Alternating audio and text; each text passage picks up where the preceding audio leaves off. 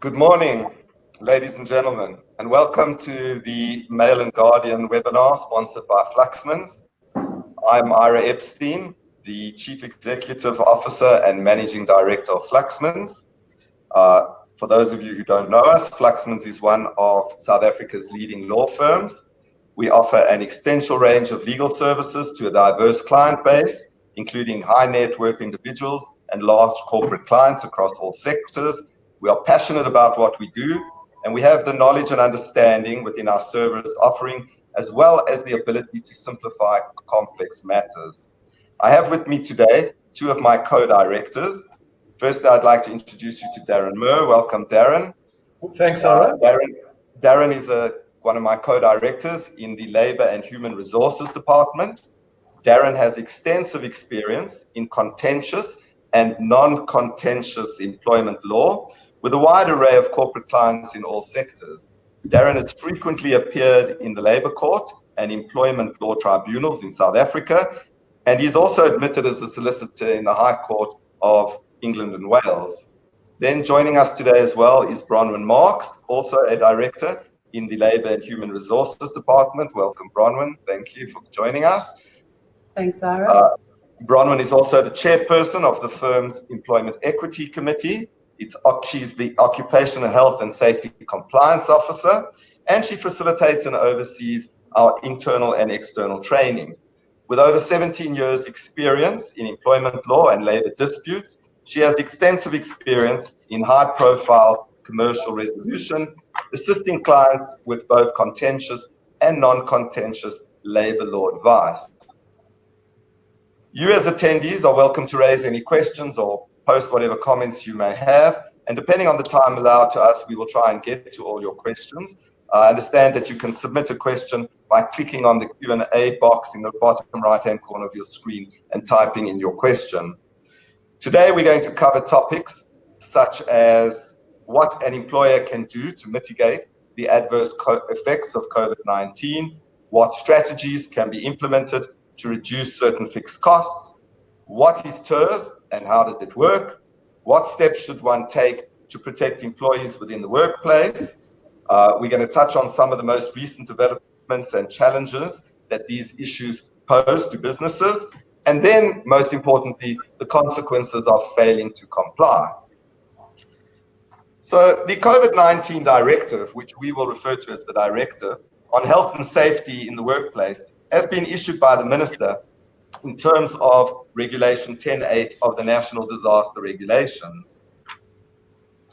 Darren, perhaps you can just give us some brief background as to what the purpose of this directive is. After 5 weeks of hard lockdown, it was important for the government to regulate the way in which businesses would come back online, bearing in mind the health and safety precautions that businesses would have to take and the dangers of spreading the COVID-19 disease further amongst the communities and amongst the staff and people that would visit any workplace. So it was critical that the government set up guidelines and frameworks, measures to be taken by employers to protect their employees, members of the public, and any other individual that might interact with their employees when they visit the workplace. And those measures must be in line with the overall national policies that are set out in the regulations. Bronwyn, what does this actually mean from a practical perspective to people out there in business? Well, Ira, it would mean that they've got to prepare and put into place plans, strategies, health and safety protocols, and to ensure that they comply with the directives and the relevant regulations. So what would happen, Bronwyn, if I as an employer simply failed to comply with all of this? There's very stringent penalties that can be imposed. You would be subjected to fines. There's labour inspectors all over the place potentially coming to different workplaces to inspect the premises. You could be given a fine, imprisonment, or worst of all, the closure of your business. So that's really quite drastic. It seems to me, therefore, that many businesses may not be taking these directives seriously, just like you found in the past, if you run in the street, that there are many people out there running without masks on. And I'm sure that the Department of Health may very well be conducting inspections coming around to businesses which are now operating and finding them in default. I've even heard, for example, Bronwyn, that there was a case, and one doesn't know if it's fake news or not, of inspectors coming into a business, finding that people were not compliant and herding them all out and arresting them. I mean, that's really quite dangerous and quite stringent. Not something you want to be involved in, Absolutely. whether it's lawful or not. I believe that these things were happening. That's why recently the South African Police Department have actually issued a directive internally, which we've had sight of, to advise their policemen that certain breaches of the regulations and the directives are not necessarily criminal offences, and you can't be arrested for for breaching those regulations. I'm not for 1 minute suggesting that you shouldn't comply with all the regulations and the directives that are in place, and you should always be a responsible employer and employee and a citizen, but you shouldn't be arrested, for example, for not wearing your face mask. That's not something that would be a criminal offence. Yeah, I saw that somebody was fined, I think 8,000 Rand, that was going around because they weren't wearing their face mask in their car while they were driving alone. You're saying now that there was a directive published by, I think, the Minister of Justice or the Police Commissioner, where they've indicated that that's not an offence, and therefore it's not a criminal offence, and therefore you can't be arrested. Absolutely.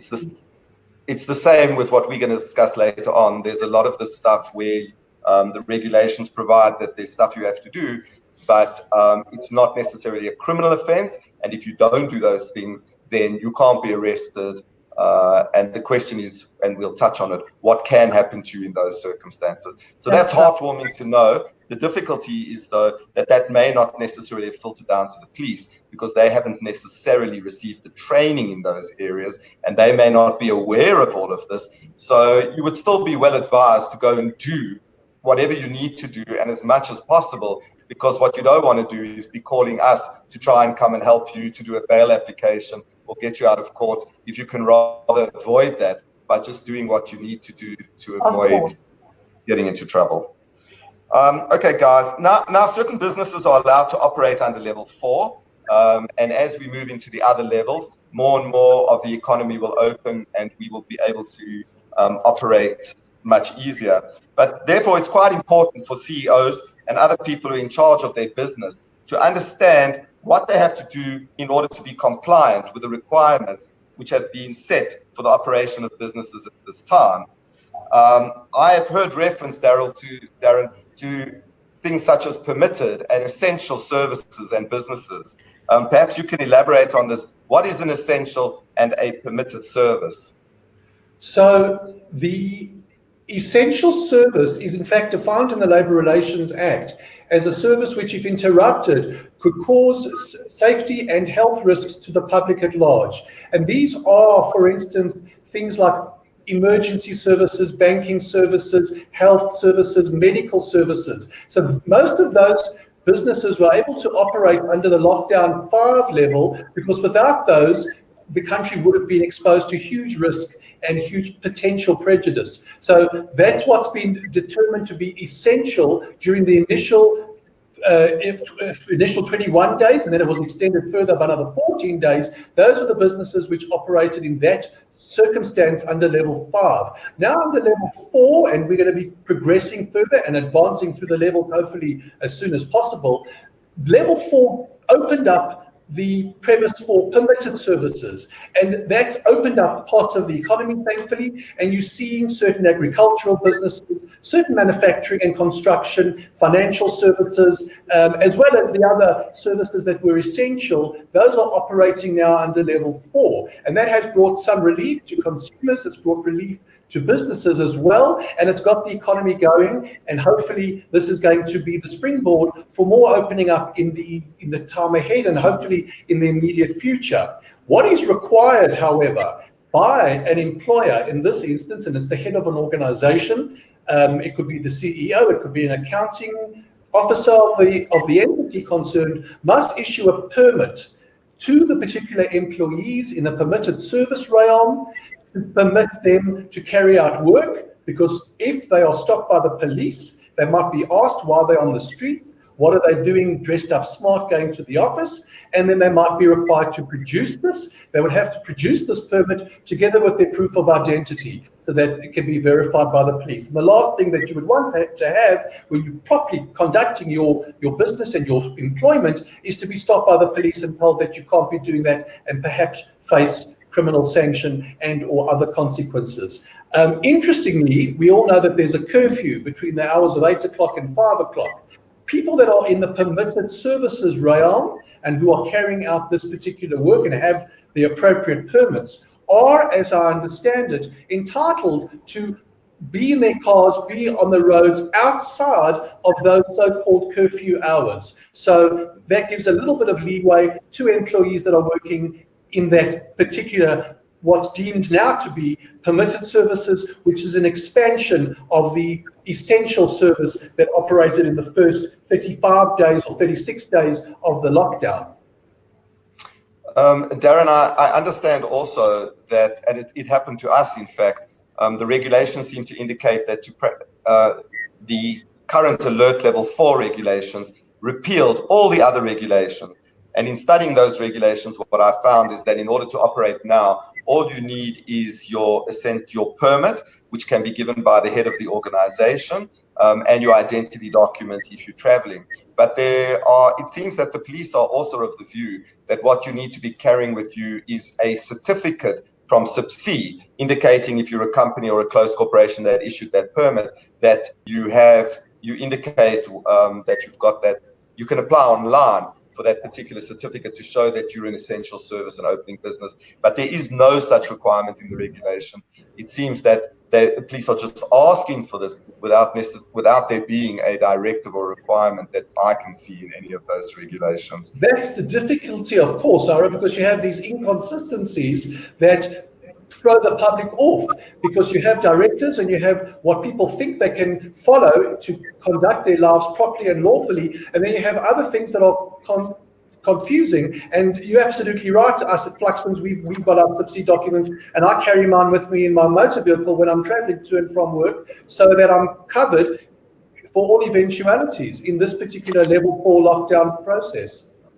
Okay, one of the questions, that there are a number of questions coming through. Some of them are not relevant to this topic, and we will get to them in due course. But there is one that is, and that is who issues the permit to the CEO. I've got 2 CEOs. I'm the joint CEO. So what I did at Fluxmans was I got the other CEO to issue the permit to me. So if there is somebody else in the regulations who, as defined as the head of that organization, perhaps you've got a managing director, perhaps there's a chairman of the board or something, you could get him to issue the permit. Otherwise, I would say you issue the permit to yourself, because the regulations say that the head of the organization can issue that permit. So before I managed to get my co-executive director to issue the permit, on my first day here, I issued the permit to myself, and then I decided that that may raise an eyebrow too, so I got the joint CEO to do that. But if you do have a managing director, or if you do have somebody else, one of the directors, perhaps you could then carry both a permit issued by yourself and a permit issued by one of the other directors sitting on your board. I think that would work quite well. Darren, as an employer, what are my obligations under the directive? So you have to develop a plan. And this is very, very important. And I'm sure a lot of employers are probably grappling with what they need to do. You have to develop a plan setting out the way that your business is going to be phased back into operation. And that plan needs to set out who is the COVID-19 compliance officer. In this particular case, it's our partner, Bronwyn Marks, who is the appointed individual from Fluxmans, and it needs to indicate the number of employees who are going to be coming back. Perhaps there's a rotational system. It's good to send out a list every day indicating who is required to come back to work, bearing in mind that you don't want to have an overflooding of employees flooding back into the office. You may need to consider who are coming from other areas of the country, other metros, who would need to come back into the workplace. You need to take that into account. You need to set out certain protocols that the employees would follow at the workplace.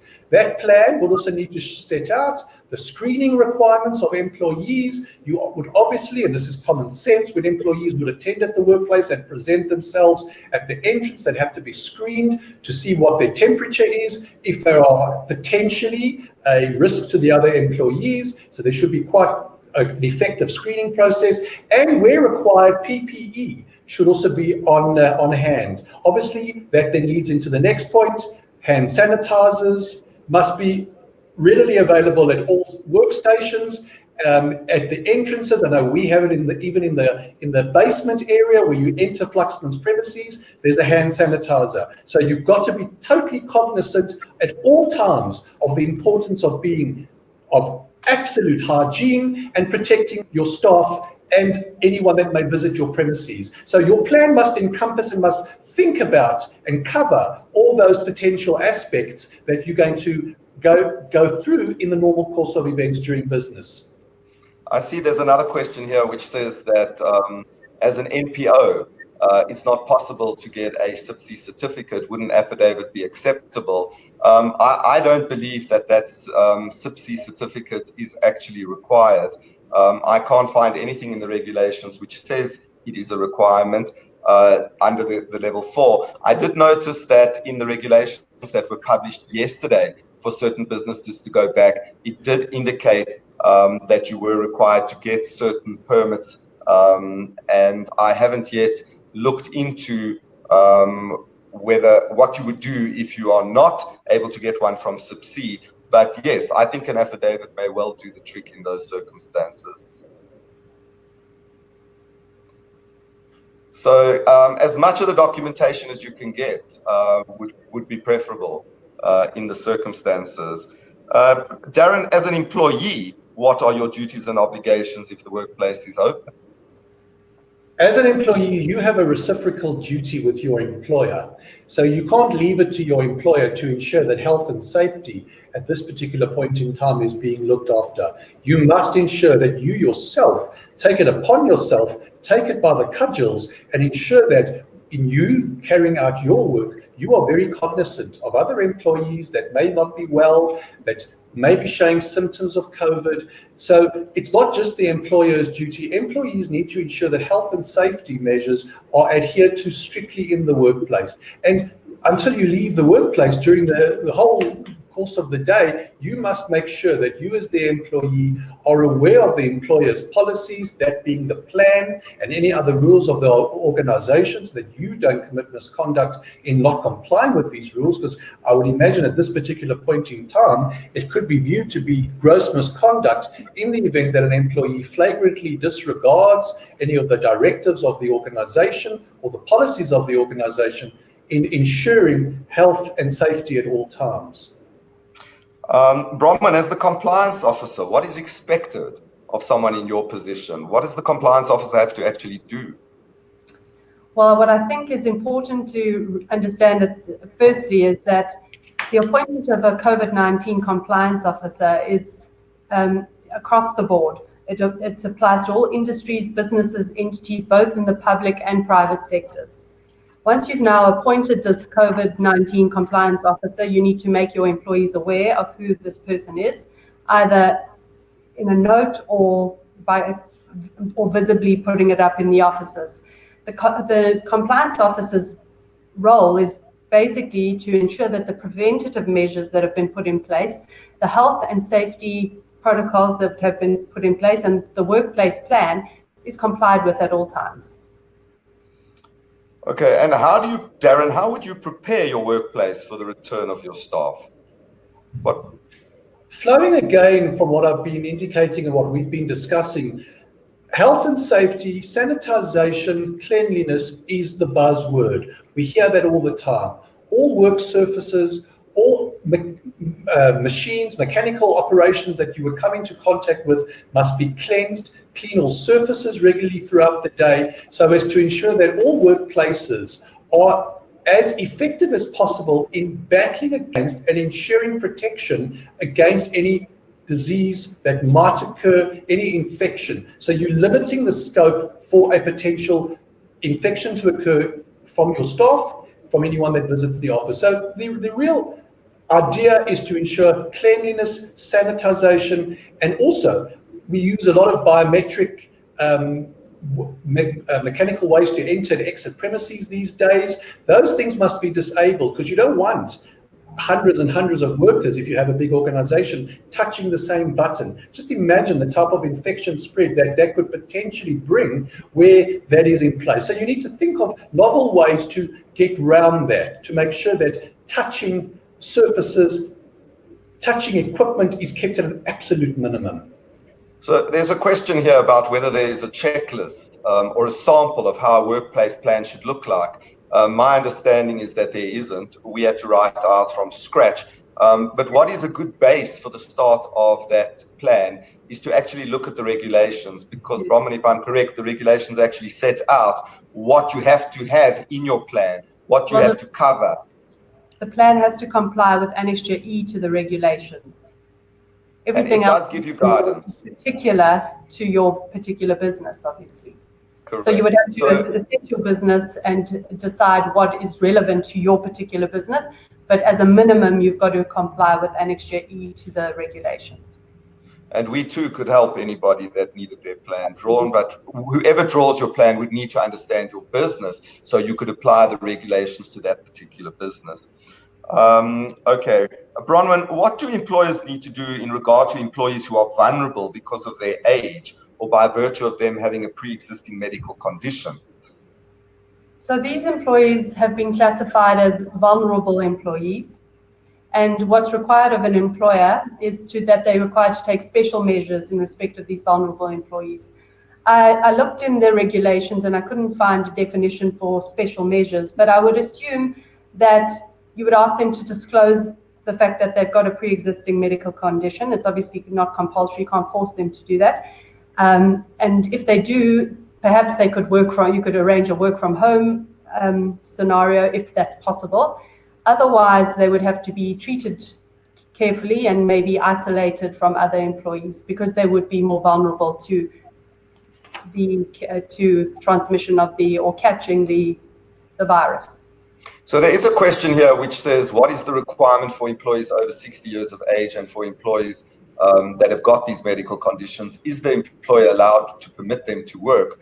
I think the answer to that, Bronwyn, correct me if I'm wrong, is that yes. But I think what the regulations are saying is that you should provide them with the opportunity to work remotely if they can. But I think you can require them to work if you need to. If they are willing to. If they refuse, what happens if they refuse to work? If they refuse to work, my understanding would be that they'd then not be paid. So you could then tell them they are refusing to work, they are required to work, they can't work remotely, and then you don't have to pay them. There is a question here about where one can find the regulations. These have been published by the Government Gazette, and I think that if you contact us, we will be able to provide you with those regulations if you can't find them. They are published in the Government Gazette. There are more of them coming out regularly. And if you're having any trouble getting them, you can contact us and we will get somebody at our offices to forward them to you. What are the symptom screening requirements for employees, Darren? It's very important that when an employee first enters the building that they are checked, that they are screened, and the most obvious signal that an employee might be potentially positive is their temperature. So they should be checked by a thermometer that obviously has no body contact. We use a thermometer that doesn't touch the surface of the body. You check their temperature, and if they are under the requisite level that is deemed to be more dangerous, then they're allowed into the premises. So that's the first thing. And obviously you have to be cognizant of employees that display during the day or during the course of the working period signs such as sore throats, redness of eyes, shortness of breath, difficulty in breathing, feverish type symptoms, because those are key indicators that the particular employee might be suffering and could be a potential risk. So you basically have to be very, very aware as an employer and have the employee report in should they feel any type of effect such as I've indicated, and all of this must be done under the guise and the framework of the national health regulations and guidelines. Bronwyn, can an employer place a worker who presents with these symptoms on sick leave? Ira, they would be required to. They must be placed on sick leave in terms of Section 22 of the Basic Conditions of Employment Act. If the employee's sick leave entitlement is exhausted, the employer must then make an application for an illness benefit in terms of the TERS, which we'll discuss later. And now that I'm an employer here and I've got to do all these things, I've got to put in place hand sanitizers, shields at my reception desk, I've got to keep employees 2 meters away, I'm having to defog my office and all of that. Can I deduct the cost of doing that from my workers' salaries? Definitely not. It's something that has to be provided, bearing in mind that health and safety is now more important than ever before at the workplace. And that's just the cost that every single business is going to have to incur in the ordinary course.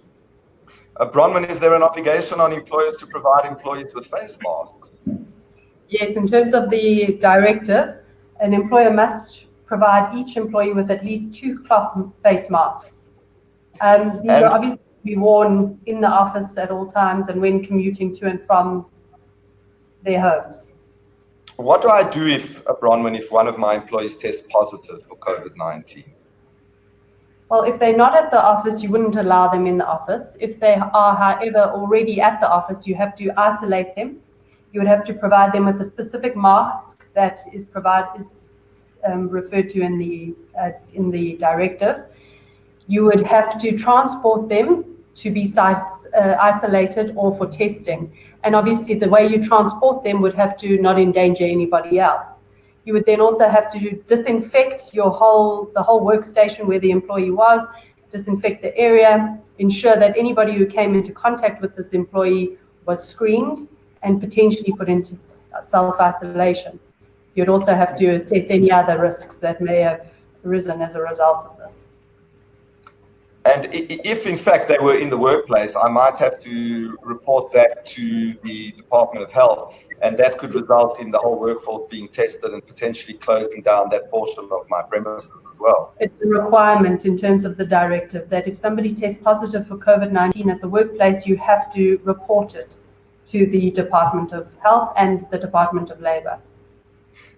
So it's a good idea to rotate a portion of your workforce, because if you do have to put a whole section of them in quarantine because one of them does bring the virus into your premises, then at least the rest can come back after you've done a deep cleaning.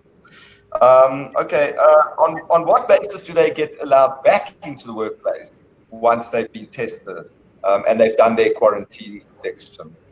Obviously, they can only come back to the office if they've got a medical certificate which proves that they've tested negative for the virus, so they no longer have the virus.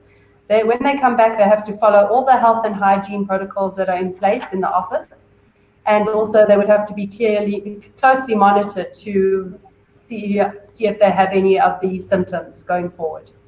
They obviously can't be discriminated against because they had COVID-19, and that's actually stipulated in the directive. Thank you. I believe there's been a recent amendment, Bronwyn, which has affected the Compensation for Occupational Injuries and Diseases Act. What does that recent amendment deal with? It's very interesting. So COVID-19 now has been defined as an occupationally acquired disease, which essentially means that if you acquire or if you get COVID-19 during the course and scope of your employment, you would be entitled to claim under this act, the Compensation for Occupational Injuries and Diseases Act. So if I catch the virus while at the office, that is now treated as if it's an injury while at work?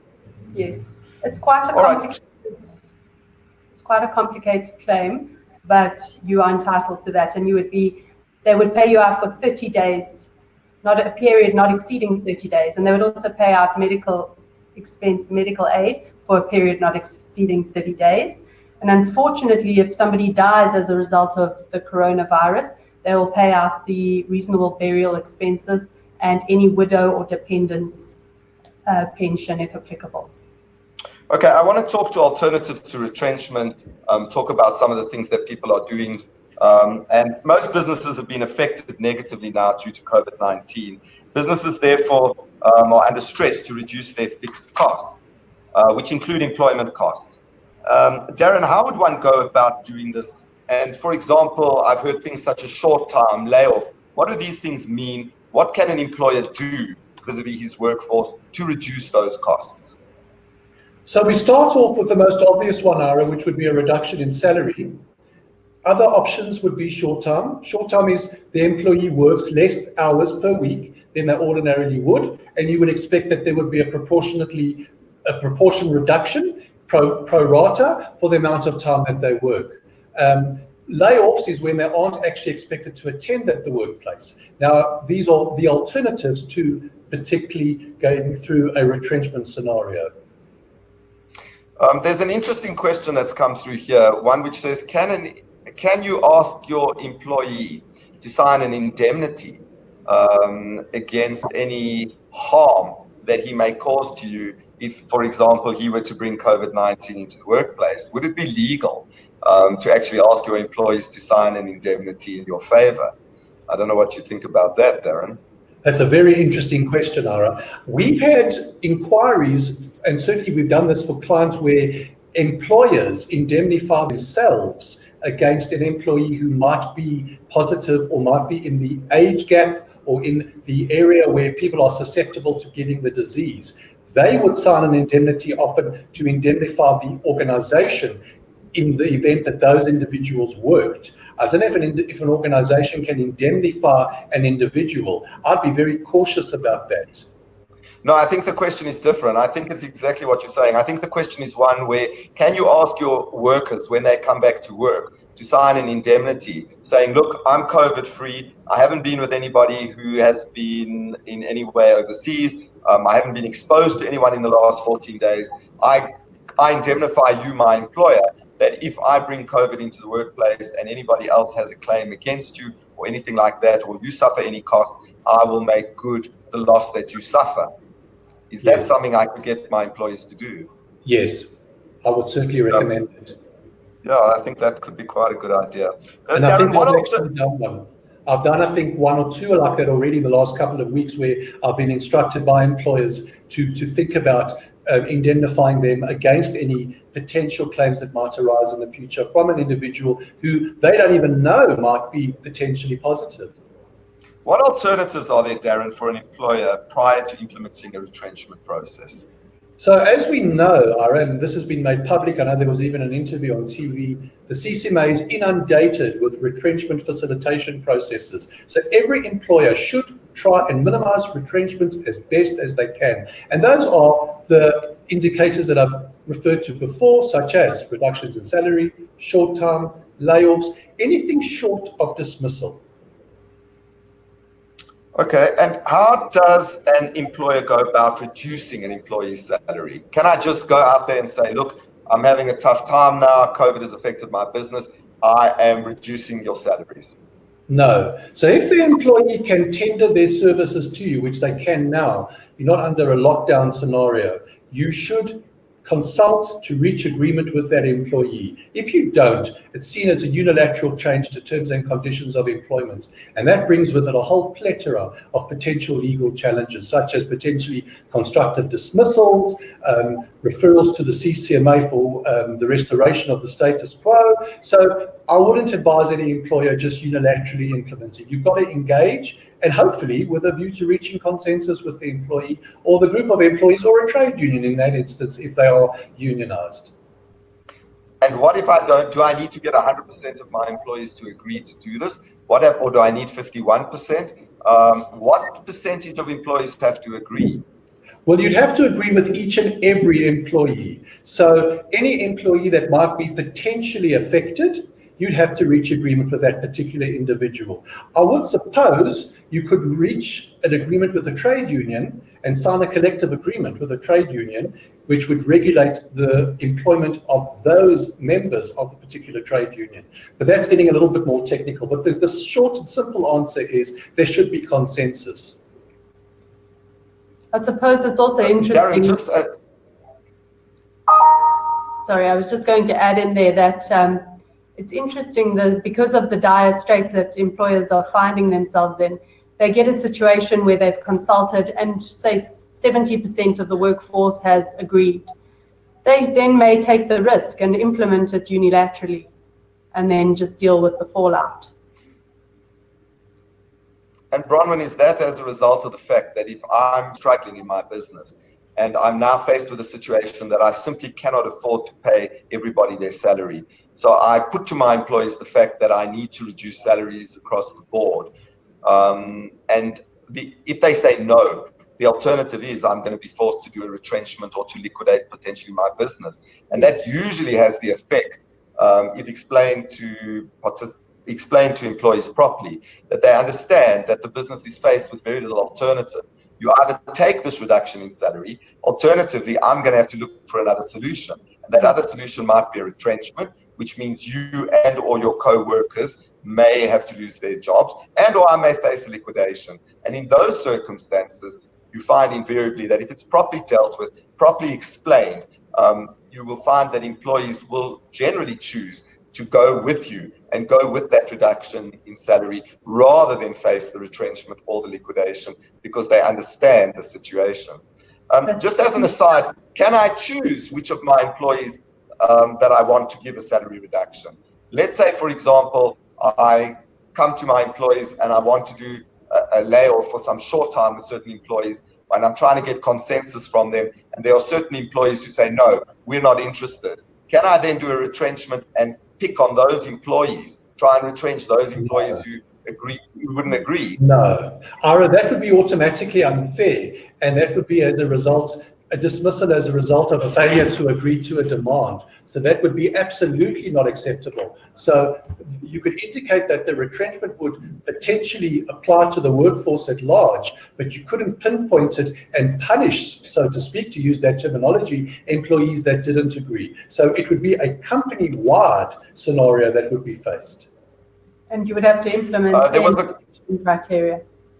Yes. There's a question here from a dentist who asks the question as to whether it is possible to reduce the salaries of employees without reducing work hours. Yes, by agreement. So you can, but it's the same principle, right? Absolutely. Consultation. Darren, can you tell us what a layoff is? The difference between a layoff and short time? And how would you go about implementing this? Do you need agreement again? Is it the same as all those other circumstances? What is the difference? What is short time and what is a layoff? And what is the difference between a layoff, for example, and retrenchment? Okay, so a layoff is the employee just doesn't work for a period of time in accordance with your requirements. Retrenchment is where you actually terminate their employment after following a process and they are dismissed from your employment. Short term is something different, where an employee who would ordinarily work a 5-day week now is required to work a 3-day week or a 4-day week. Obviously at a reduced rate of remuneration. Now, Darren, if staff are on a lower salary percentage, let's say we've reduced their salaries to 60% and we now need to retrench them. In calculating their severance package and their leave, do we take their salary at the 60% level now, or do we have to revert back to that 100% when we do the retrenchment? What is the number we use to do the calculation? Assuming the reduction is temporary and assuming it's just for this particular period, you would use their salary prior adjustment. It would be unfair to use the newly reduced rate if it isn't an agreed rate and isn't a rate that is going to be applied going forward to calculate their severance package. You would be faced with a labour court claim in that particular regard if you went and did that. So the answer to that question is the manner in which you approach that reduction of salary. If you reach agreement and consensus that you are now, or you do it and you don't have an objection, where you are reducing salaries, let's say by 20% or 40%, and you say, I'm going to do this for the foreseeable future, or I'm going to do this for the next 3 months, then if you undergo a retrenchment, you would have to go back to the original salaries. But if what you do is you do a reduction in salary across the board on a permanent basis, and you with a potential of increasing salaries and normalizing them when circumstances normalize without a commitment to do that, then if you follow that with the retrenchment, effectively you can use the lower rate in order to do your retrenchment. So it's quite important how you reduce the salaries if you're thinking about doing a retrenchment in the future as an employer. And of course that the employees are understanding of that there's no misconception and misunderstanding from their perspective. So they would need to, the best approach always is to reach consensus. That's clear and it's unambiguous to all the parties, employer and employee alike. Okay, there's a question here, which is all our employees are able to work remotely except, let's say, the office cleaner. At what stage can you request her to take annual leave? She's currently getting her full salary. Bronwyn, do you want to tackle that? Sure. I would say that if you don't have work for, have they closed their business? It's not indicated, but I think they might have, because, well, not closed in the sense of... yes, but they're all working from home. They're working remotely, yes. So she wouldn't be able to tender her services because you wouldn't require the services of a cleaner to come in and clean the offices if there's nobody there. So she would be, firstly, as a responsible employer, she should be asked to take her annual leave. And once her annual leave's been exhausted, then she would be on a no work, no pay principle.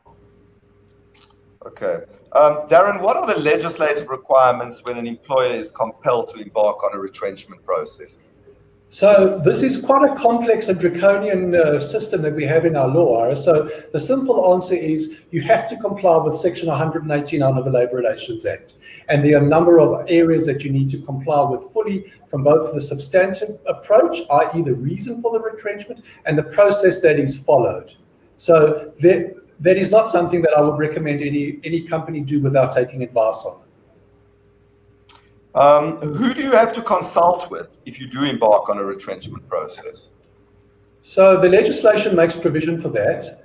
It may be set out in a collective agreement who indeed you have to consult with.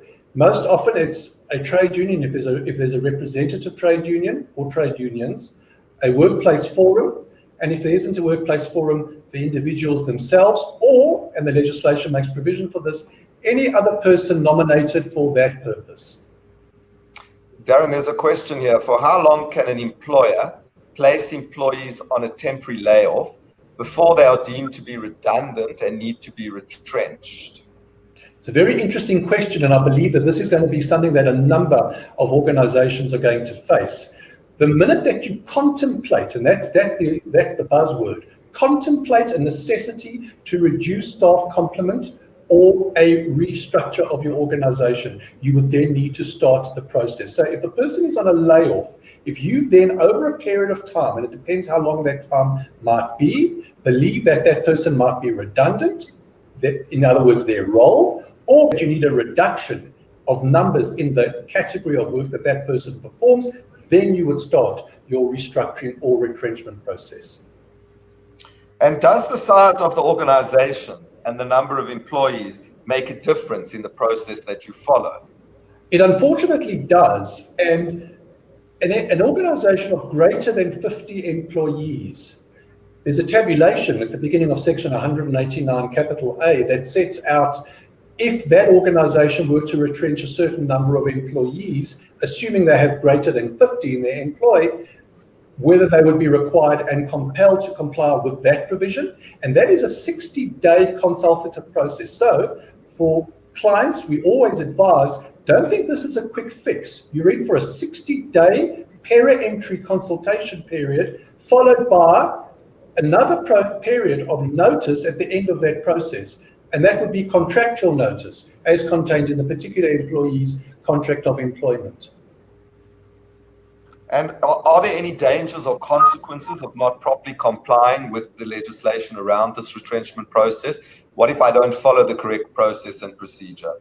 There's a huge potential consequence of not only the dismissal being found down the line to be substantively or procedurally or both unfair by determination by a labour court some years down the line, but the process can actually be interdicted by an organized trade union or a group of employees, and you can actually have a lot of danger and difficulties in actually carrying through the process if it is unfair. So there are significant dangers, and we always advise clients to follow this process to the letter. Bronwyn, is there a difference in the retrenchment process now during lockdown or the national disaster to what you would do in normal circumstances when you're not faced with these kind of crises? No, but I can understand why people would think so. But when it comes to a retrenchment process, you always have to follow Section 189 of the Labour Relations Act. Okay, and I know you guys use this word following fair process and doing what's fair with your labour force in a retrenchment style process, but would it be considered fair, as it's understood in labour parlance, for an employer to retrench employees after the lockdown? Because what the employer has now found out about his business is that he can work remotely and he can rely on technology and operate technology much more effectively, doesn't need so many workers. And can that be a reason for going through this process and saying, well, now it's fair? Yes.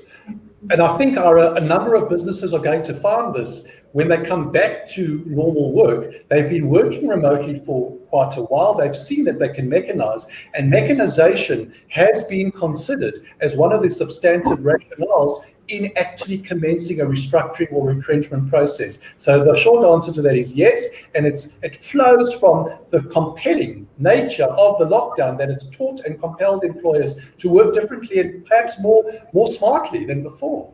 And unfortunately going to be happening a lot, I'm sure. Absolutely, Bron. Darren, if an employer has implemented a temporary layoff during lockdown and now is allowed or required to bring back some of his workforce, what are the obligations of employees if they're initially placed on temporary layoff? Obligation on employees or on the employers? Of employees. The obligation on employees if they were placed on temporary layoff. Or I think the question should correctly be on employers. On employers. So an employer must be very, very cautious in ascertaining who it's going to call back, using fair and objective criteria, bearing in mind the operational requirements of that business. So you can't unilaterally elect or decide who I'm going to call back, cherry pick individuals. So it has to be an objective basis and rational in light of what business the employer is carrying out and what roles and functions those employees perform in the organization as such. There's a question here. For any salary reductions taking place, is the employer liable to process what's known as, let's call it a catch-up of payments for shortfalls in remuneration during the reduction period? So if I've gone through salary reductions, am I obliged at some point to process the catch-up? Bronwyn, I don't know what you think about that. Well, I suppose it would depend on what you had agreed with the workforce. If you went into the consultation process with them on the basis that you wanted them to agree to a reduction in salary, and hopefully in a few months when things pick up, you would look at the salaries and pay them retrospectively, then I suppose you would be obliged to. But if you went into the consultation process with the understanding that you were reducing salaries and there was no promise of it ever being paid back, and this is how it is going forward because of all of these issues, then I don't think that there would be any obligation on an employer to refund that shortfall. Okay, I want to move on to TERS quickly. So there's one more question here, and that is, can an employer reduce working hours of some but not all employees, Darren? Again, you're going to have to show why, because on the face of it, it might be seen to be unfair and prejudicial to some. So you'd have to be able to justify it on a rational basis, and all the facts of that particular issue would have to be taken into account when giving advice on that. But I would reckon, and the straight answer, the best advice would be, it has to be rational, objective, and taking into account fairness to ensure that no one is unfairly prejudiced in what you're doing and trying to perpetuate as the employer. Okay, let's talk quickly about TERS. It's common knowledge that there is this temporary employer-employee relief scheme available, and that is known as TERS. Bronwyn, what is the TERS benefit? Well, Ira, let me start off by saying that it's a hotly debated topic, and there's been a lot of interpretation of this particular scheme. So it's not that straightforward, but the way I understand it is TERS has been implemented to assist employees that, as a result of the COVID-19 pandemic, lost income or were required to take annual leave during that period. And when does TERS apply? So TERS would apply when a company has closed or partially closed its business for a period of 3 months or less. And can the employee submit the TERS claim? No, only employers can submit a TERS claim. Okay, and how much can the employer claim in respect of any employee, Bronwyn? So the UIF calculates the benefit, and it is capped at an amount of 17,712 Rand per employee. So that's the maximum that you can get. There's, and that's on a slide, the income replacement sliding scale, which is also set out in the Unemployment Insurance Fund Act, and it's 38% to 60%. So somebody who's earning the higher amount will, on 17,000 Rand, will only get at about 6,000 Rand back. There is the proviso that you can never get paid less than the basic minimum, which is 3,500 Rand. That will always be paid. So if you're using the sliding scale, it's lower than that, you'll get paid the minimum of 3,500. And must the employer be contributing to UIF in respect of a particular employee in order to make a claim for that employee? That is a requirement. You have to be contributing to UIF to be able to access this benefit. What about foreign nationals, someone who doesn't have a South African ID number? Are they eligible are you allowed to put in a claim as an employee if you've got foreign nationals working for you? Interestingly, foreign nationals are entitled to claim the benefit as long as they have a valid work permit and they're contributors to the UIF. Okay, so it's not based on a South African ID number, this requirement? No, there's a provision for a passport number as well. Okay, thank you. And must an employer be in financial distress before there's a TERS claim? The recent amendment to the TERS scheme has taken away that requirement. Companies no longer need to be in financial distress to be able to claim for this benefit. So, Bronwyn, as I understand it, the employer makes the application, puts in the TERS claim, and then gets back from UIF the payment, and then there's an obligation on the employer to pay that out to the relevant employees. Yes, that's right. Are you allowed to withhold that money and set it off against anything as an employer? No, so there's been also further amendments to the TERS scheme. The only time you as the employer would be allowed to take that money and set it off is if in circumstances where you have already paid the employee.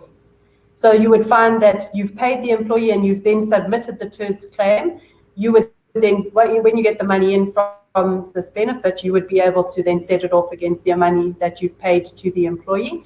Also, in circumstances where employees were forced to take annual leave, if you submit the TERS claim, you could then set it off against the amount that you paid the employees, but you would then have to obviously give back the employees the proportionate leave that they've taken.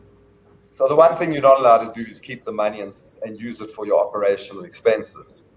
Definitely not. There's safeguards in place for that. You have to, it doesn't go into the general assets of the company. It has to it's paid into a particular bank account that's nominated for the purpose. You've got to keep strict financial records of it, and inspectors can come and view those records at any time. And Bronwyn, I understand that there's an illness benefit in terms of TERS. What is this? Yes, this is when an employee goes into quarantine for 14 days. All you would need to do as the employer is apply for this benefit together with a letter from the employer and the employee confirming that the employee went into a precautionary self-isolation period of 14 days. If the period's longer than 14 days, you would obviously need a medical certificate as well. Would the employee have to be at work for this? Sorry, I don't follow your question.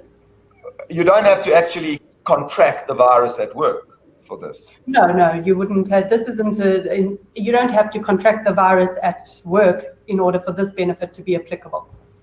But what is important to remember is that this TERS benefit is only available to businesses that have been partially or fully closed for 3 months. Is that a minimum period of 3 months? So if you're working remotely, like we are, for example, you can't then say you are closed. We have not been fully or partially closed in the circumstances. You have to actually shut down in order to have this benefit available. That's how I understand it, but I'm sure there are going to be people who will try their luck. There's a question here which says, if you are claiming TERS, UIF, but for May, you don't know what is being paid, can a company ask employees to take a reduction in salary and then pay them what the TERS UIF pays?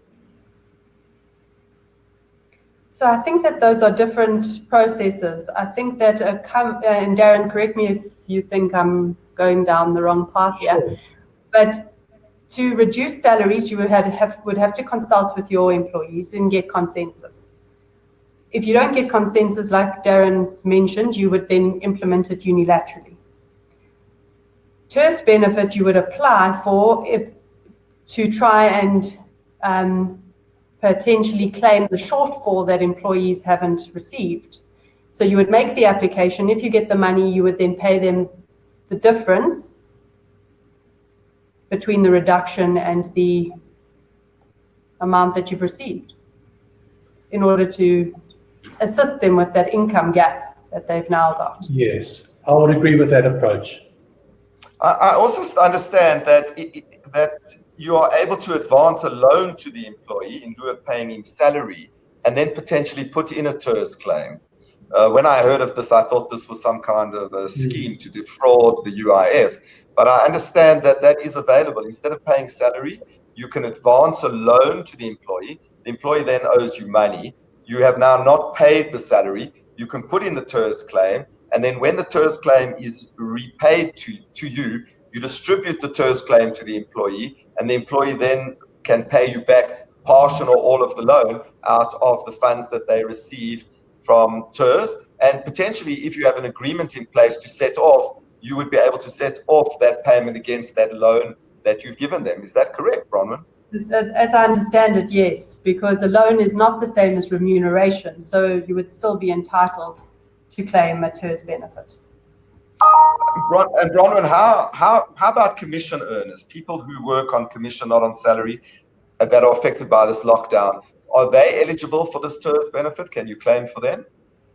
Yes, they would be entitled to a claim. In terms of Section 12 of the UIF Act, the UIF requires 6 months pay slips because commission earners generally their commission fluctuates. So they would need to have those invoices or salary slips to see what they've earned over the last 6 months to work out the average to make the payment. And Bronwyn, this illness benefit under TERS, until when is it available? It's available in terms of the directive for a period of 3 months. Okay, that's quite helpful. Thank you. All right, guys, let's see if there are any other questions that we can take here quickly because we're running out of time. Can consultations, Darren, take place whilst employees are at home? I imagine this is relating to retrenchments. It's a very interesting question, and I think it's a practical difficulty that a number of employers are going to face now.